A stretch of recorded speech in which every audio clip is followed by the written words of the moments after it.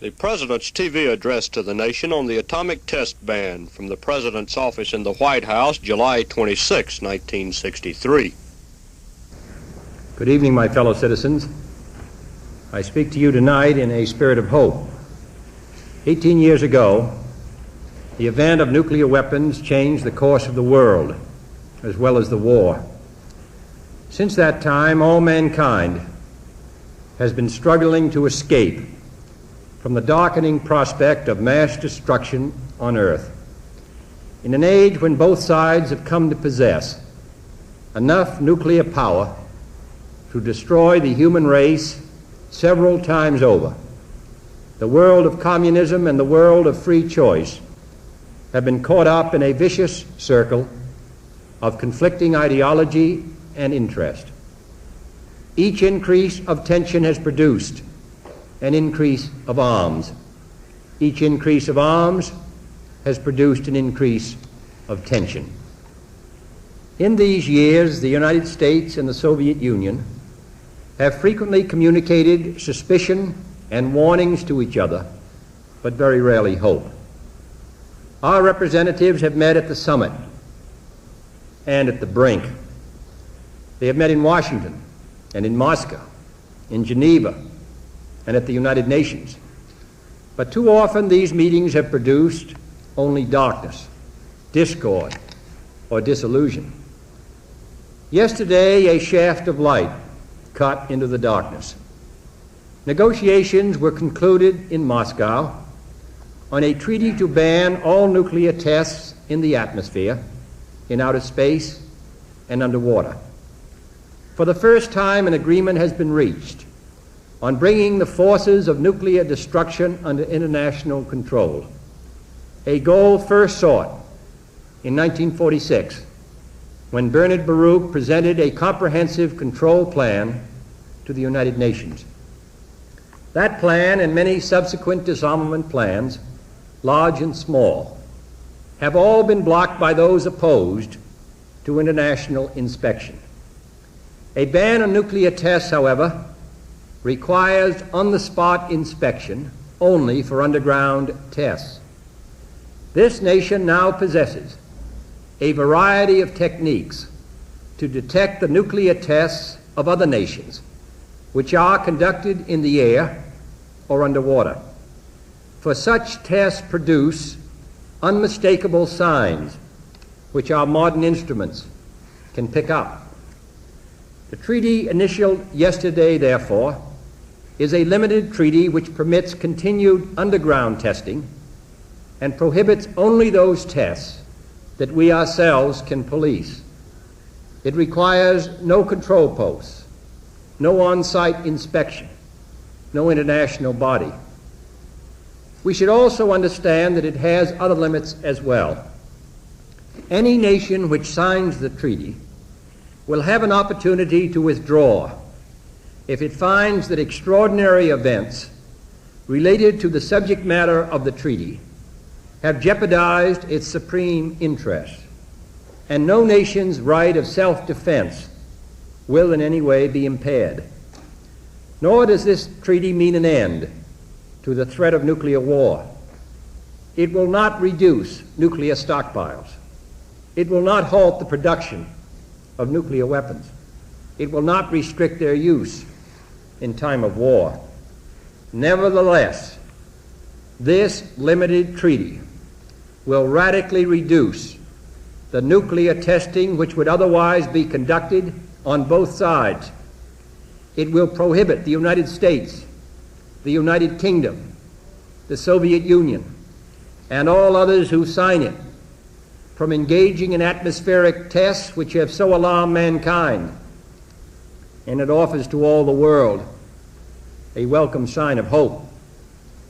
For this is not a unilateral moratorium, but a specific and solemn legal obligation. While it will not prevent this nation from testing underground or from being ready to conduct atmospheric tests if the acts of others so require, it gives us a concrete opportunity to extend its coverage to other nations and later to other forms of nuclear tests. This treaty is in part the product of Western patience and vigilance. We have made clear, most recently in Berlin and Cuba, our deep resolve to protect our security and our freedom against any form of aggression. We have also made clear our steadfast determination to limit the arms race. In 3 administrations, our soldiers and diplomats have worked together to this end, always supported by Great Britain. Prime Minister Macmillan joined with President Eisenhower in proposing a limited test ban in 1959, and again with me in 1961 and 1962. But the achievement of this goal is not a victory for one side. It is a victory for mankind. It reflects no concessions either to or by the Soviet Union. It reflects simply our common recognition of the dangers in further testing. This treaty is not the millennium. It will not resolve all conflicts or cause the communists to forego their ambitions or eliminate the dangers of war. It will not reduce our need for arms or allies or programs of assistance to others. But it is an important first step, a step towards peace, a step towards reason, a step away from war. Here is what this step can mean to you and to your children and your neighbors. First, this treaty can be a step towards reduced world tension and broader areas of agreement. The Moscow talks have reached no agreement on any other subject, nor is this treaty conditioned on any other matter. Under-Secretary Harriman made it clear that any non-aggression arrangements across the division in Europe would require full consultation with our allies and full attention to their interests. He also made clear our strong preference for a more comprehensive treaty banning all tests everywhere, and our ultimate hope for general and complete disarmament. The Soviet government, however, is still unwilling to accept the inspection such goals require. No one can predict with certainty, therefore, what further agreements, if any, can be built on the foundations of this one. They could include controls on preparations for surprise attack or on numbers and type of armaments. There could be further limitations on the spread of nuclear weapons. The important point is that efforts to seek new agreements will go forward. But the difficulty of predicting the next step, there's no reason to be reluctant about this step. Nuclear test ban negotiations have long been a symbol of East-West disagreement. If this treaty can also be a symbol, if it can symbolize the end of one era and the beginning of another, if both sides can, by this treaty, gain confidence and experience in peaceful collaboration, then this short and simple treaty may well become an historic mark in man's age-old pursuit of peace. Western policies have long been designed to persuade the Soviet Union to renounce aggression, direct or indirect, so that their people and all people may live and let live in peace. The unlimited testing of new weapons of war cannot lead towards that end.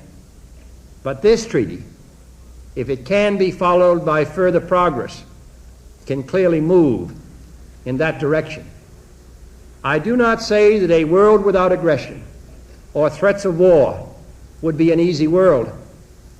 It will bring new problems, new challenges from the communists, new dangers of relaxing our vigilance or of mistaking their intent. But those dangers pale in comparison to those of the spiraling arms race and a collision course towards war.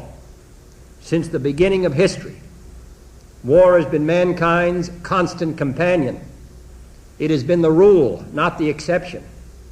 Even a nation as young and as peace-loving as our own has fought through 8 wars, and 3 times in the last 2 years and a half, I have been required to report to you as President that this nation and the Soviet Union stood on the verge of direct military confrontation in Laos, in Berlin, and in Cuba. A war today or tomorrow, if it led to nuclear war, would not be like any war in history. A full-scale nuclear exchange lasting less than 60 minutes with the weapons now in existence could wipe out more than 300 million Americans, Europeans, and Russians, as well as untold millions elsewhere. And the survivors, as Chairman Khrushchev warned the communist Chinese, the survivors would envy the dead, for they would inherit a world so devastated by explosion and poison and fire that today we cannot even conceive of its horrors. So let us try to turn the world away from war. Let us make the most of this opportunity and every opportunity to reduce tension, to slow down the perilous nuclear arms race, and to check the world's slide towards final annihilation. Second, this treaty can be a step towards freeing the world from the fears and dangers of radioactive fallout. Our own atmospheric tests last year were conducted under conditions which restricted such fallout to an absolute minimum. But over the years, the number and the yield of weapons tested have rapidly increased, and so have the radioactive hazards from such testing. Continued, unrestricted testing by the nuclear powers, joined in time by other nations which may be less adept in limiting pollution, will increasingly contaminate the air that all of us must breathe. Even then, the number of children and grandchildren with cancer in their bones, with leukemia in their blood, or with poison in their lungs might seem statistically small to some in comparison with natural health hazards. But this is not a natural health hazard, and it is not a statistical issue. The loss of even one human life, or the malformation of even one baby, who may be born long after all of us have gone, should be of concern to us all. Our children and grandchildren are not merely statistics towards which we can be indifferent, nor does this affect the nuclear powers alone. These tests befoul the air of all men and all nations, the committed and the uncommitted alike, without their knowledge and without their consent. That is why the continuation of atmospheric testing causes so many countries to regard all nuclear powers as equally evil, and we can hope that its prevention will enable those countries to see the world more clearly, while enabling all the world to breathe more easily. Third, this treaty can be a step towards preventing the spread of nuclear weapons to nations not now possessing them. During the next several years, in addition to the 4 current nuclear powers, a small but significant number of nations will have the intellectual, physical, and financial resources to produce both nuclear weapons and the means of delivering them. In times, it is estimated, many other nations will have either this capacity or other ways of obtaining nuclear warheads, even as missiles can be commercially purchased today.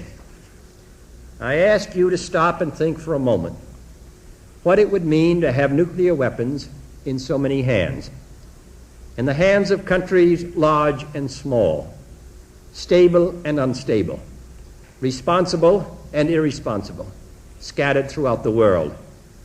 There would be no rest for anyone then, no stability, no real security, and no chance of effective disarmament.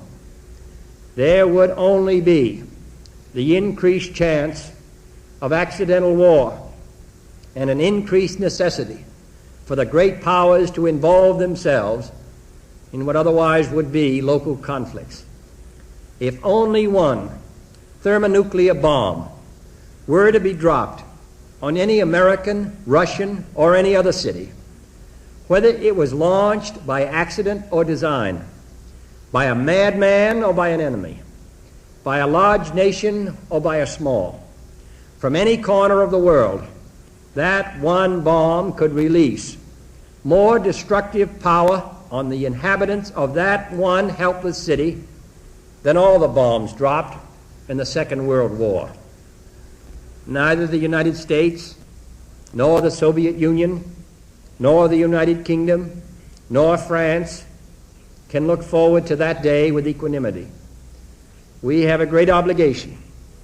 All four nuclear powers have a great obligation to use whatever time remains to prevent the spread of nuclear weapons, to persuade other countries not to test, transfer, acquire, possess, or produce such weapons. This treaty can be the opening wedge in that campaign. It provides that none of the parties will assist other nations to test in the forbidden environments. It opens the door for further agreements on the control of nuclear weapons. And it is open for all nations to sign, for it is in the interest of all nations. And already we have heard from a number of countries who wish to join with us promptly.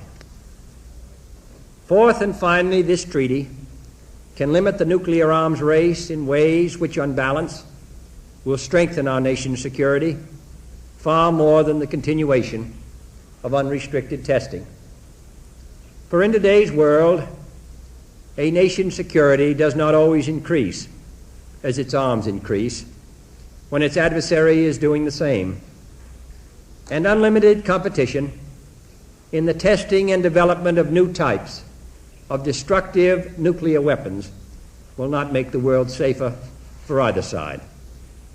Under this limited treaty, on the other hand, the testing of other nations could never be sufficient to offset the ability of our strategic forces to deter or survive a nuclear attack and to penetrate and destroy an aggressor's homeland.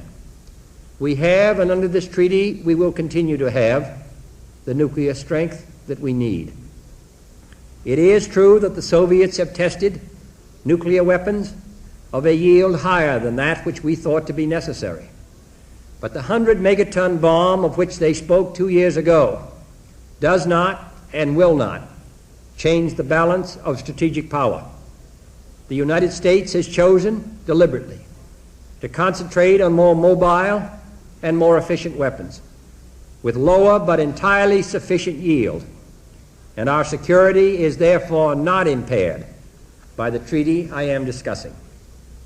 It is also true, as Mr. Khrushchev would agree, that nations cannot afford, in these matters, to rely simply on the good faith of their adversaries. We have not, therefore, overlooked the risk of secret violations.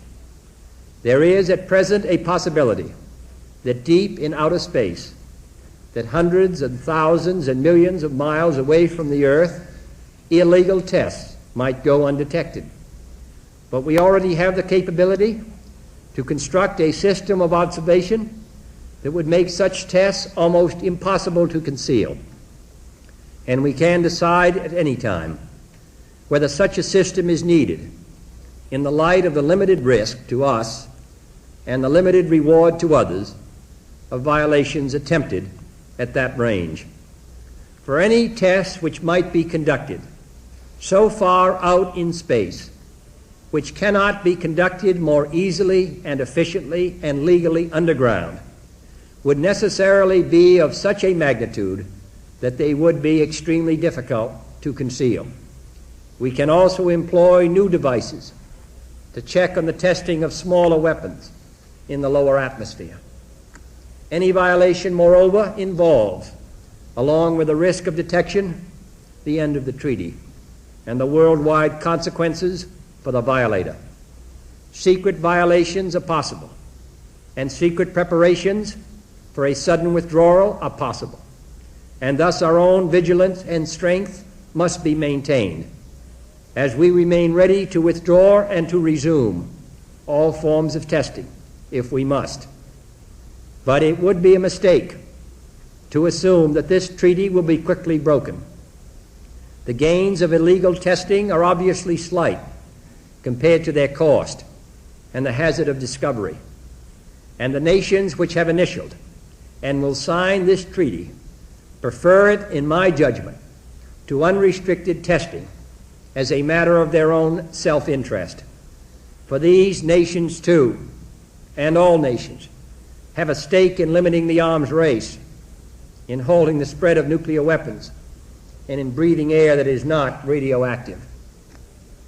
While it may be theoretically possible to demonstrate the risks inherent in any treaty, and such risks in this treaty are small, the far greater risks to our security are the risks of unrestricted testing, the risk of a nuclear arms race, the risks of new nuclear powers, nuclear pollution, and nuclear war. This limited test ban, in our most careful judgment, is safer by far for the United States than an unlimited nuclear arms race. For all these reasons, I am hopeful that this nation will promptly approve the limited test ban treaty. There will, of course, be debate in the country and in the Senate. The Constitution wisely requires the advice and consent of the Senate to all treaties, and that consultation has already begun. All this is as it should be.